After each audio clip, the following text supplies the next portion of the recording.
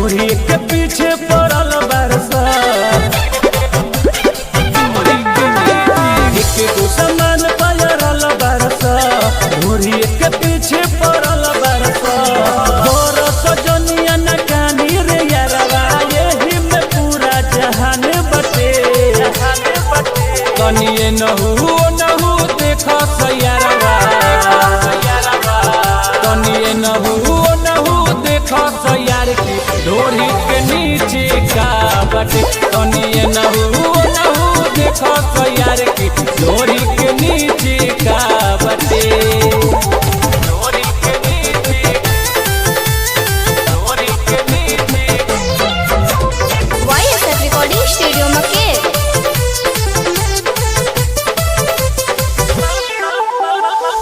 आई बंगाल से मलबा गोटा के देखो सच्ची जे पर लाना उठा के आई बंगाल से मलबा गोटा के देखो सच्ची जे पर लाना उठा के सोटर हटाव तो बॉडी के एकरा लाना के नीचे दुकान बटे कनिए नहु नहु देखो सयारवा कनिए नहु नहु देखो सयार की ढोरी के नीचे का बटे कनिए नहु नहु देखो सयार की ढोरी के नीचे का बटे ढोरी के नीचे का बटे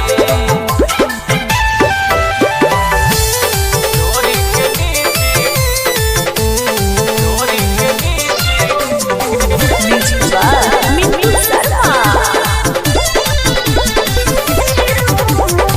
हिंदू हिमांशु पड़ल बाटे पीछा